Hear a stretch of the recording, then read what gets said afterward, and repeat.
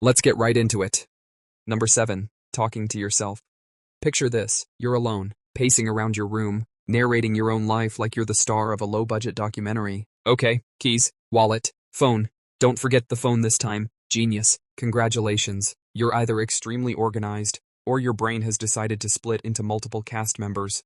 Talking to yourself is wildly common. In fact, psychologists call it self-directed speech, which sounds way classier than arguing with the air. Kids do it constantly while playing. Adults just downgrade to whispering so the neighbors don't call someone.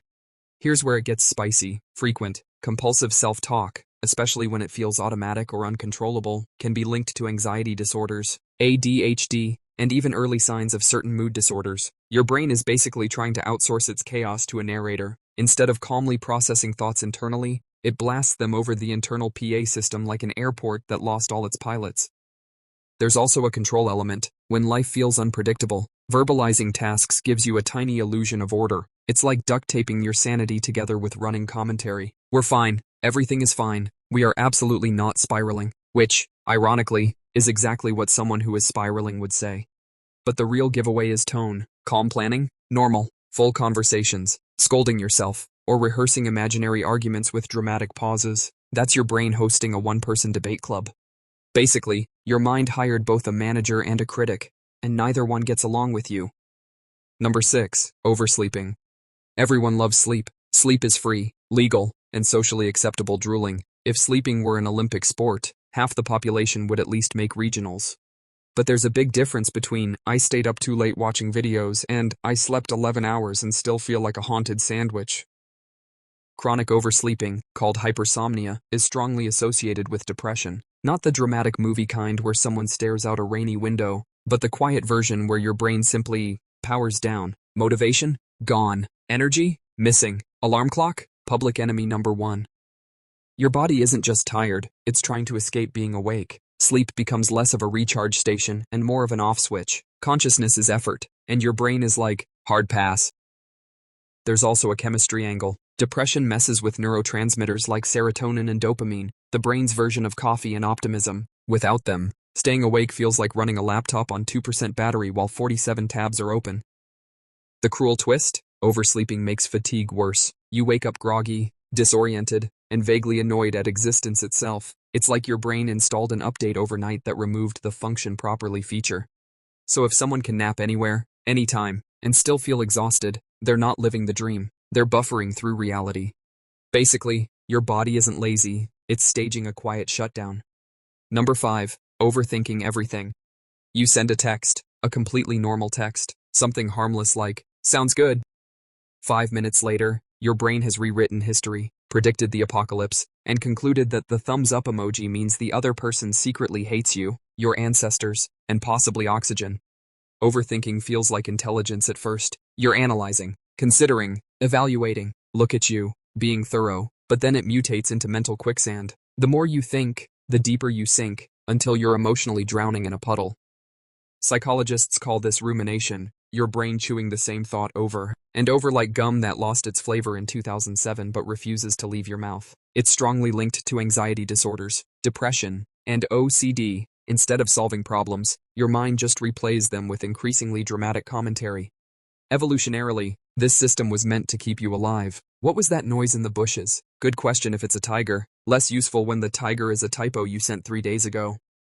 The worst part? Overthinking feels productive. You're exhausted afterward, which tricks you into believing you accomplished something. But you didn't solve the problem. You just emotionally marinated in it. Sleep gets wrecked too. The lights go off, the room gets quiet, and suddenly your brain boots up a director's cut of every embarrassing thing you've ever done. No ads, no pause button, Dolby surround sound shame. Basically, your mind installed a smoke detector that goes off when you make toast. Number 4. Avoiding phone calls. Your phone rings. You stare at it like it's a venomous animal. You know the person. You like the person. You were literally waiting for them to call, and yet, answering feels like defusing a bomb while someone yells math at you. So you let it ring, then you text back, "Sorry, can't talk right now." Even though you are absolutely doing nothing. Phone anxiety has exploded in recent years, and it's not just introversion. For many people, it's tied to social anxiety, the fear of being judged, saying the wrong thing, or not having time to script responses. Texting lets you edit yourself. Calls are raw, live, No takebacks communication. It's social improv, and your brain did not rehearse. There's also unpredictability. A call could last 30 seconds or 30 minutes. It could be casual or suddenly serious. Your brain hates unknown variables, so it chooses the safest option, avoidance. Ironically, avoiding calls often increases anxiety long-term. You never get proof that the interaction would have been fine, so your brain files it under danger confirmed. Next time, even scarier.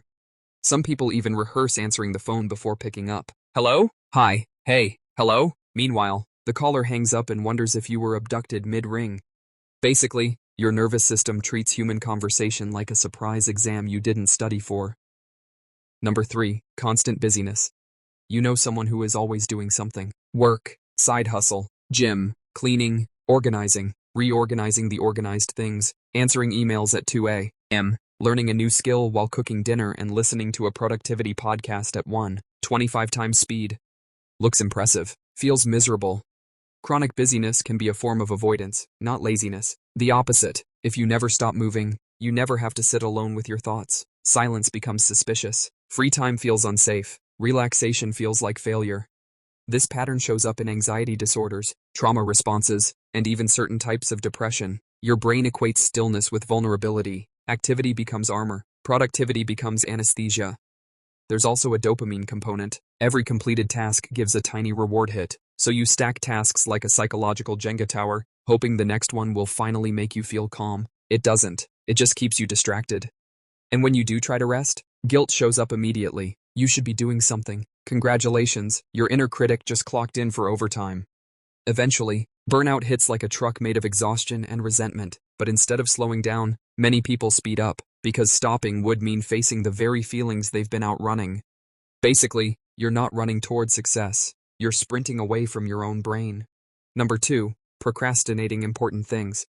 There's a special kind of productivity where you suddenly feel compelled to clean your entire room right before a major deadline. Not tidy, not organized, deep cleaning the baseboards with a toothbrush levels of commitment.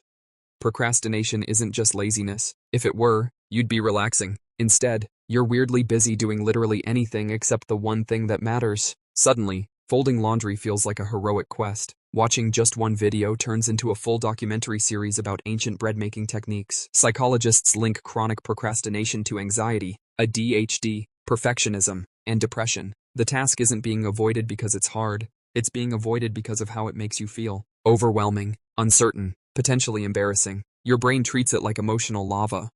So it chooses instant relief over long-term benefit. Future you can handle this, says present you, who is currently reorganizing a drawer that hasn't been opened since 2014. Perfectionism makes it worse. If you believe the outcome must be flawless, starting feels dangerous. You can't fail at something you never begin. Congratulations, you've invented psychological Schrodinger's productivity. There's also dopamine at play. Boring, high-effort tasks give very little immediate reward, while easy distractions deliver quick hits of satisfaction. Your brain is basically a raccoon choosing shiny trash over a balanced diet. Then the deadline arrives, panic kicks in, and suddenly you complete 12 hours of work in 90 minutes fueled by caffeine, dread, and pure survival instinct. Basically, procrastination isn't time management failure, it's emotional management failure wearing sweatpants. Number 1, feeling nothing. Not sadness, not anger, not joy, just static. People assume mental illness always looks dramatic, crying, yelling, breaking things, staring dramatically into the rain like you're in a music video. But one of the most common symptoms of depression is emotional numbness, also called anhedonia. Things you used to enjoy? Flat. Achievements? Meh. Good news? Cool, I guess. Bad news? Also meh. It's like someone turned the color saturation of your life down to grayscale. Your brain isn't calm, it's offline. This happens because the reward system isn't firing properly. Dopamine, the chemical that says this matters, goes on vacation without leaving a forwarding address. Without it, everything feels equally pointless, from brushing your teeth to winning an award. Numbness can actually be more distressing than sadness. At least sadness proves you can still feel something. Numbness makes people question their identity. Why don't I care? Becomes its own spiral. Many people hide it well because nothing looks wrong from the outside. They go to work, laugh at the right moments, respond to messages, function like a perfectly normal human-shaped robot. Inside, though, it's just quiet, not peaceful quiet, abandoned building at 3 a.m., quiet. And here's the cruel irony, the less you feel, the harder it is to seek help, because motivation itself requires emotion. Your brain needs energy to fix the system that produces energy. Great design, evolution, no notes. Basically, it's not that you don't want happiness, your brain forgot where it put it. That's all for today. I'll be making similar videos in the future. Subscribe to see them.